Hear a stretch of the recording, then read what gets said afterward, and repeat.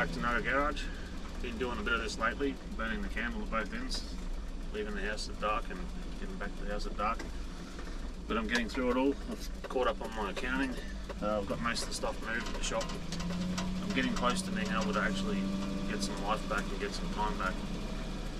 We did our all Japanese Day pre-meet thing on the weekend, and actually quite a few people turned up. It was pretty cool.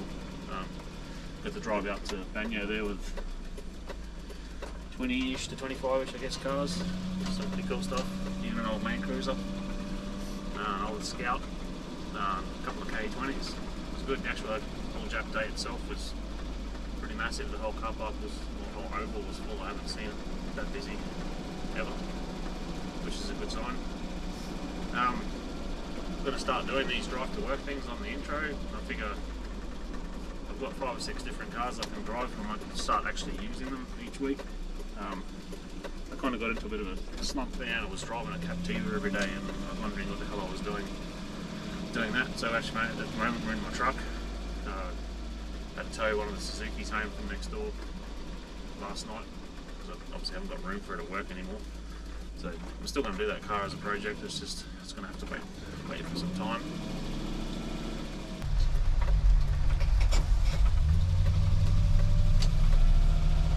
Yeah, so the plan is Jamboree is coming up in a month and a half, or 2 months I think it is. Hopefully it's 2 months.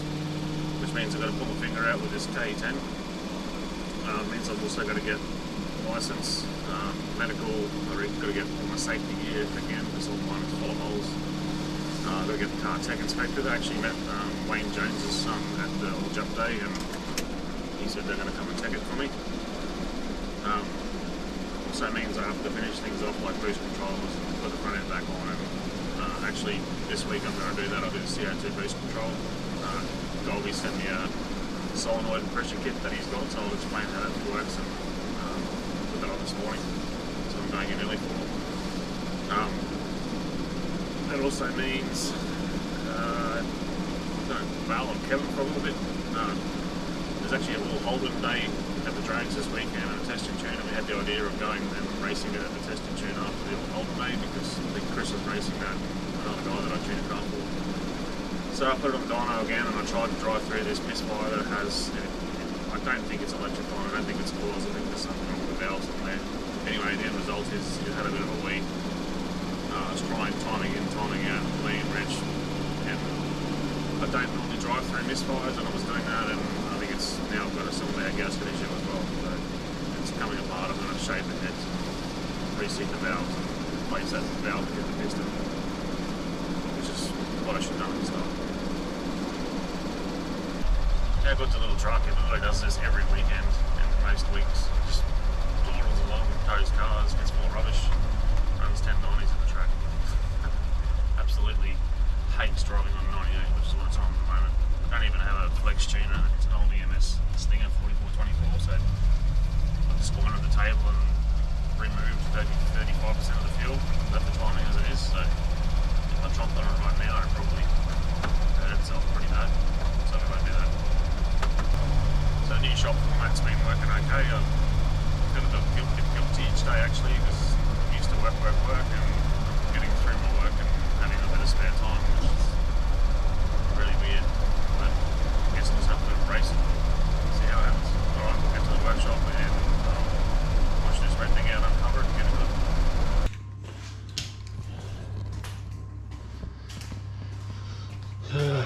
Right. Alright, so at work, not much has changed here, just wall's nearly done. Dave still hasn't moved in, but that's happening this weekend. So. Alright, I've got to move Kevin.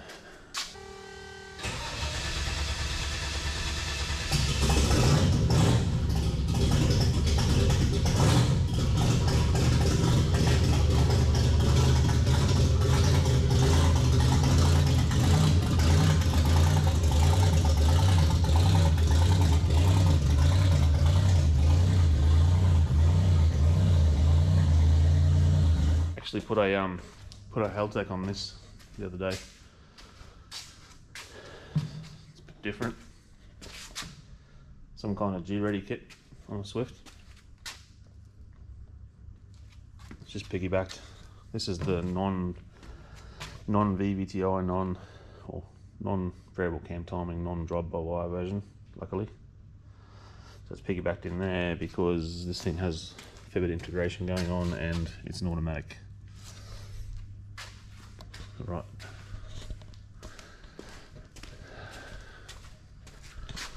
Super has been leaking.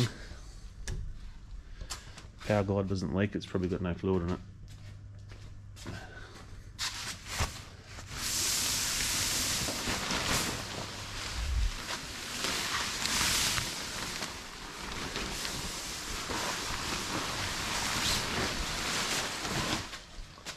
So dirty. So good to be working on it though. This is another problem I'm going to have to address. It's also the problem of having rag tyres on a car in a workshop that works in metal. It's obviously now got a pinhole in the tyre. Yay.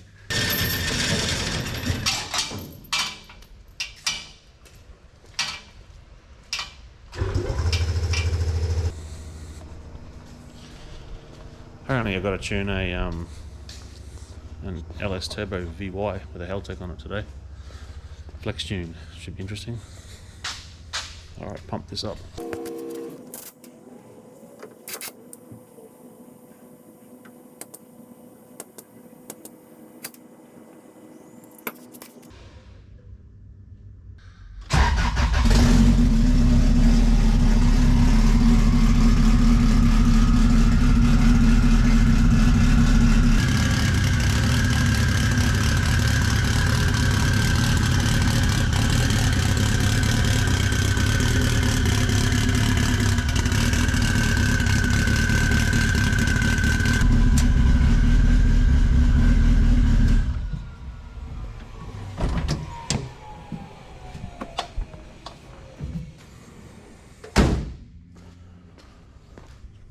Dirty.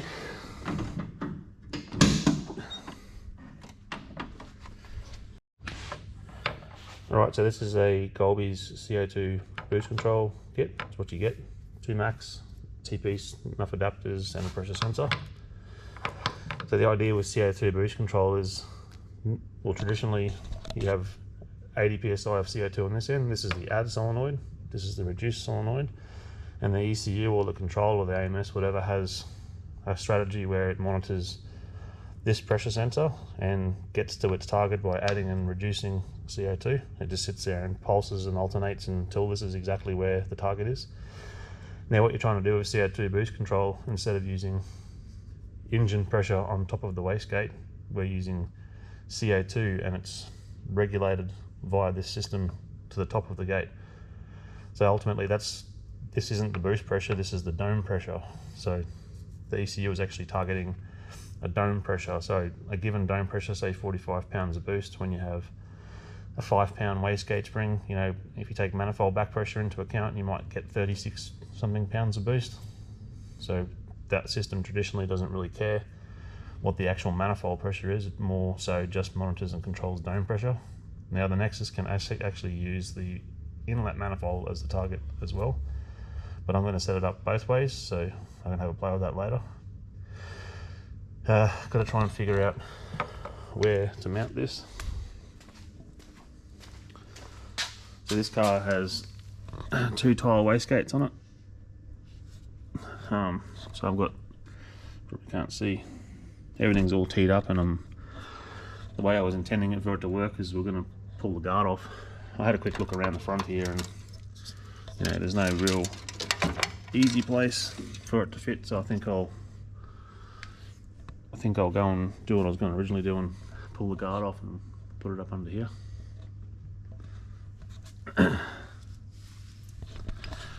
Also, someone asked why CO2, not air. I guess it doesn't really matter. CO2 is an inert gas, so it's probably safer. I know nitrous pro mods and stuff use nitrous in their like air shifters. Well, it doesn't really matter because it's a gas under pressure, and they've already got nitrous in the car, so why would you have another bottle? So you just use what you got, I guess, is the answer.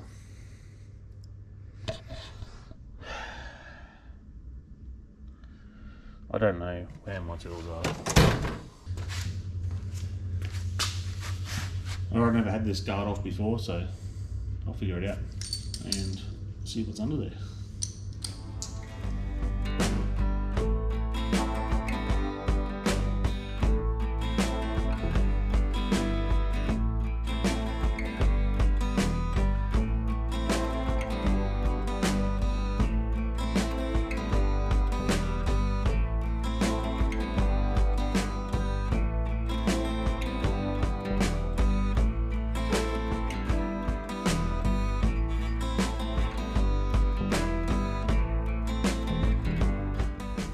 So this thing has one of those pre-oilers on it. You can spin this with a drill. Dry sump feeds through there. Probably see down there, you probably can't. So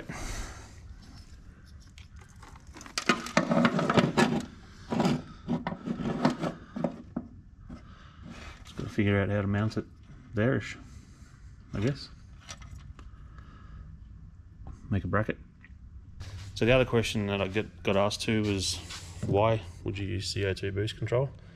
The easy answer is, when you're trying to make big numbers with lots and lots of boost, you get to the point where you've got to have so much spring in the wastegate to overcome the exhaust back pressure that you literally can't make any more than a certain amount of boost.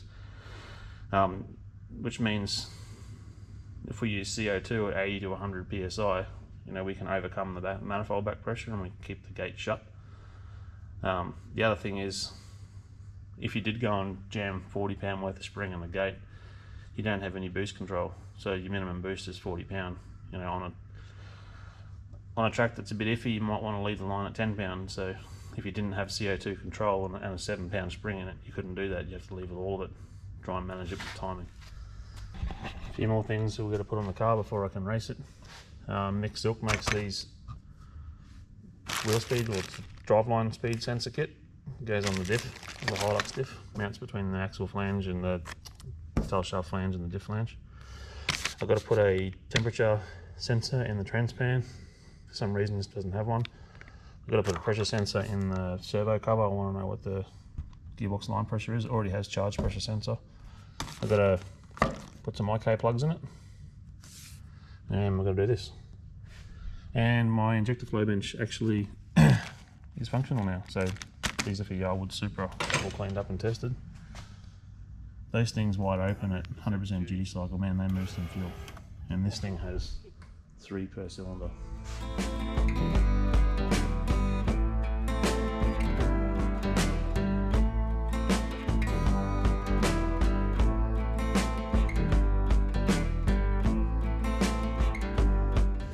No, that adapter turned up yesterday. What did you do with it, Ethel?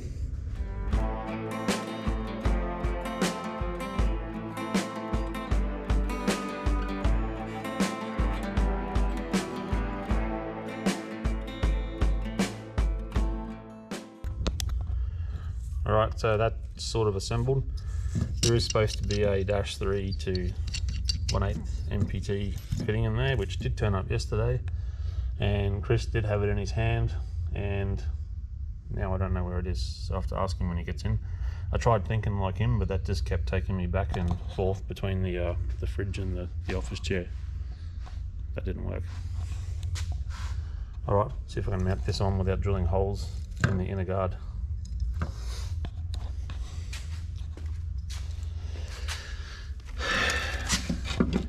It would be super easy just to put 2 nuts and bolts straight through there, but that panel is all smooth and shiny, and I think Luke would probably cry if I did that. So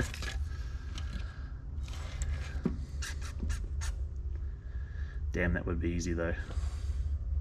Surely he won't care. So I figure this is the bolt that holds the bonnet hinge or the bonnet pin bracket on. So if I drill a hole in the right spot, that should kind of wedge it against the top and it won't need any support over this side. I'd rather do this than drill through the inner guard. I struggled a little bit there, but we'll do it this way. So to avoid any potential drill montages, I went ahead and drilled this off camera. So now I should be able to bolt it together and bolt it on, mate.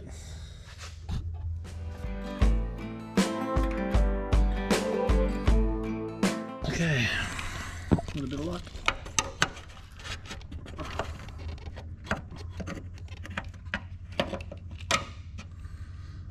Bolt it on, see what happens. I guess that'll do. I don't think the plate's going to go anywhere.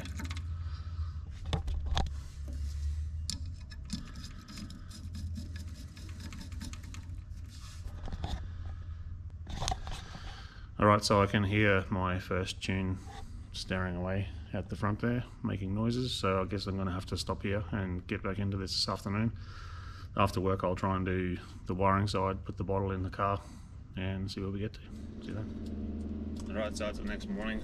I didn't quite get back onto the KE10 yesterday afternoon. I ended up tuning that LS. It made about 680 rear wheel through a power glide. Grandpa. Savage. I think at the end it just ran out of ability to get it to make any more boost than about 16 pounds, and that could be an exhaust side restriction or something, but we just gave up and left it at 780. That'd still be a pretty fast car. Used to make about 820 with a manual, with a different camshaft.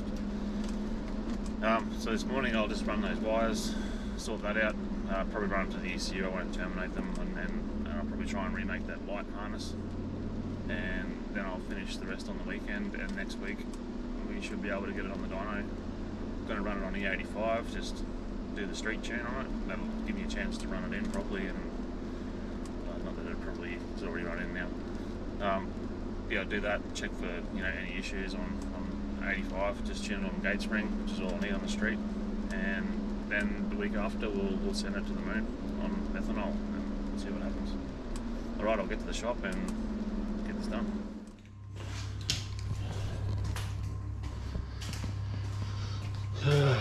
Right, found something that I'm not going to leave there hidden. Damn. So this is the bottle for the CO2 system. It's out of my K20. It's had a few hits. It's missing some lenses and stuff, but it still works. The CO2 supply line back through the inner guard and through the firewall. On my K20 I have it running off the roll cage, so I might just make a roll cage mount for it. You can sit roughly there. I'm not really going to have a passenger in this thing. I've actually made a bracket for that, so I'll find it and I'll reuse the one out of the 20, I think. Alright, I'll start this wiring, eh?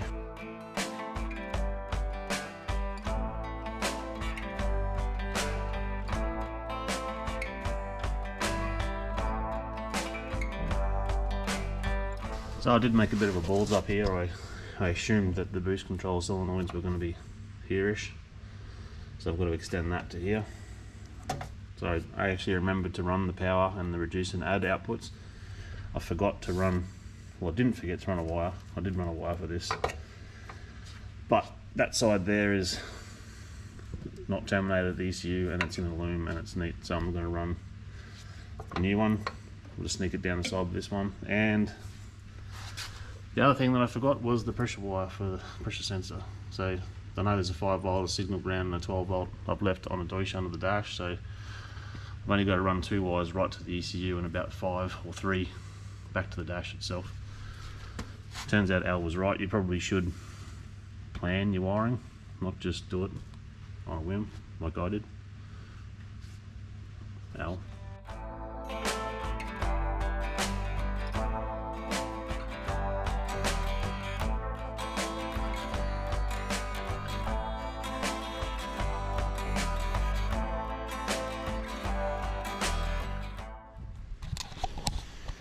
Alright, so I've got enough done. I've got to get into editing this video now. It's Friday morning. So I extended that wire in an industry standard fashion. I remembered to pinch the 12 volts out of the supply for the solenoids to run this. The other side I'm going to drive with a spare H-bridge output, which can handle 8 amps. There's not much else on that 8 amp channel either, so these two will happily have enough power, I'm pretty sure. I wired the pressure sensor. I've sent that in under the dash. Realistically, there's a 5 volt and a signal ground I've got on a Deutsch under the dash that I left just for this. So that means that there'll only be 2 wires continuing the run over to the ECU. That's one to drive the actual upstream injector, and the other one is just the signal from the pressure sensor. I didn't even check the flow paths on these Maxim. I know 1 is blocked by default, and then it's common with 2 and potentially 3. This one here is going to need another bung before it'll work, because it's just going to bleed. And we're probably going to put a little sintered filter on the outside of that.